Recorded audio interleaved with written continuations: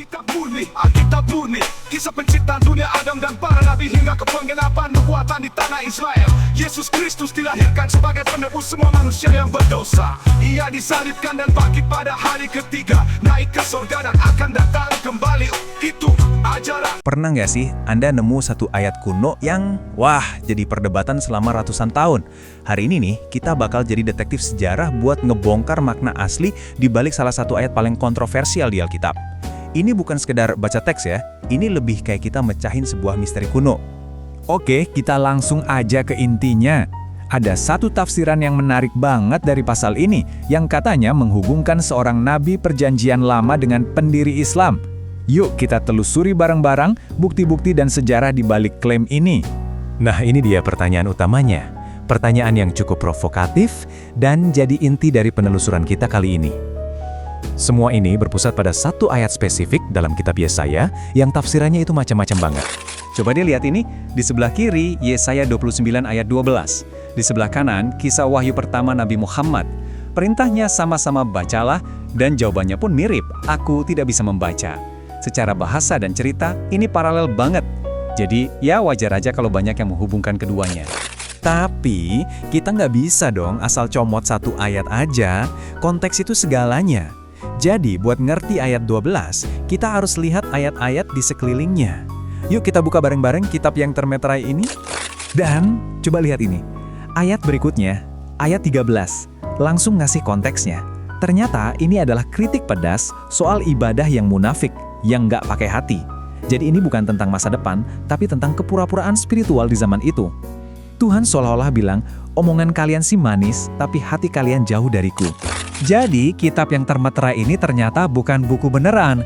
Ini tuh metafora, kiasan, untuk kebutaan rohani. Visi dari Tuhan itu ada, jelas, tapi orang-orang nggak bisa paham. Mau dia terpelajar atau buta huruf, sama aja, karena ibadah mereka udah jadi ritual hafalan yang kering kerontang.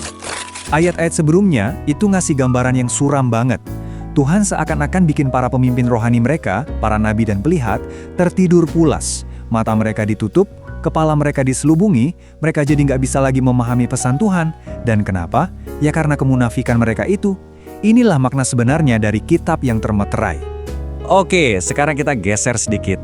Dari konteks metafora kita pindah ke peristiwa sejarah yang nyata, yang jadi latar belakang tulisan Yesaya ini. Karena teks ini tuh bukan ngawang-ngawang, tapi berakar kuat pada sebuah krisis di dunia nyata. Nah, ini poin yang sangat penting. Yesaya itu bukan lagi meramal kejadian ratusan tahun di masa depan. Dia sedang bicara tentang penghakiman yang terjadi di depan matanya. Sebuah krisis yang dialami langsung oleh bangsanya saat itu. Dan inilah krisisnya. Sekitar tahun 701 sebelum Masehi, Raja Asyur yang adidaya, Sanherib, mengepung Yerusalem. Ini adalah momen hidup atau mati bagi kerajaan Yehuda. Seluruh konteks Yesaya pasal 29 ini terjadi di tengah-tengah peristiwa yang sangat traumatis ini. Nah, disinilah ceritanya jadi makin seru. Ternyata Alkitab bukan satu-satunya tempat yang mencatat peristiwa ini. Sejarah dan arkeologi justru ngasih kita bukti-bukti dari luar yang luar biasa yang menguatkan cerita ini. Ini luar biasa banget. Ini adalah kutipan langsung dari catatan Raja Sanherib sendiri, ditemukan di artefak bernama Prisma Sanherib. Dia dengan sombongnya nulis gimana dia berhasil ngejebak Raja Hizkia di Yerusalem. Ini konfirmasi sejarah yang keren banget, langsung dari pihak musuh. Dan bukan cuma tulisan, kita bahkan punya bukti fisiknya. Para arkeolog menemukan terowongan Hizkia, sebuah proyek rekayasa yang gila-gilaan pada zamannya dibangun untuk melindungi pasokan air kota dari tentara Asyur. Mereka bahkan nemuin prasasti yang ngejelasin proses pembuatannya. Ini sejarah yang bisa kita sentuh langsung. Jadi gimana akhir dari pengepungan yang menegangkan ini? Menurut Alkitab, berakhirnya itu spektakuler dan sangat tiba-tiba. Teksnya bilang, dalam satu malam, sejumlah besar tentara Asyur, tepatnya 185.000, tewas. Ancaman itu pun langsung berakhir. Dan lagi-lagi, ini bukan cuma cerita dari Alkitab aja. Sejarawan sekuler dari budaya lain juga mencatat kejadian bencana yang mirip. Herodotus dari Yunani cerita soal tikus yang bawa wabah. Berosus dari Babilonia nyebut soal penyakit sampar. Meskipun penjelasannya beda-beda, malaikat, tikus, atau penyakit, inti ceritanya sama. Tentara Asyur hancur lebur karena bencana yang datang tiba-tiba. Oke, sekarang ayo kita rangkai semua kepingan puzzle ini. Dengan konteks spiritual soal kemunafikan, dan latar belakang sejarah pengepungan, apa sih pesan yang sebenarnya mau disampaikan oleh Yesaya? Nah, inilah inti dari semuanya. Ayat itu bukan tentang seorang nabi di masa depan. Ini adalah sebuah peringatan keras tentang iman yang cuma di bibir aja.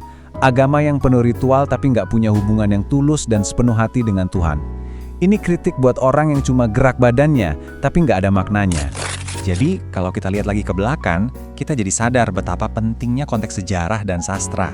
Kita jadi paham kalau kitab yang termeterai itu bukan ramalan, tapi metafora yang kuat untuk kebutaan rohani pada zaman itu.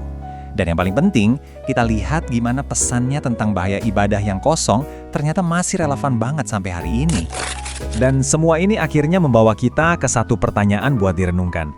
Peringatan kuno dari Yesaya ini seolah maksa kita buat ngaca dan nanya ke diri sendiri. Apakah iman yang kita jalani itu beneran hidup dan tulus? Atau jangan-jangan kita cuma ikut-ikutan aja, ngulangin kata-kata hafalan? Dah, itulah pertanyaan yang ditinggalkan ayat ini untuk kita semua.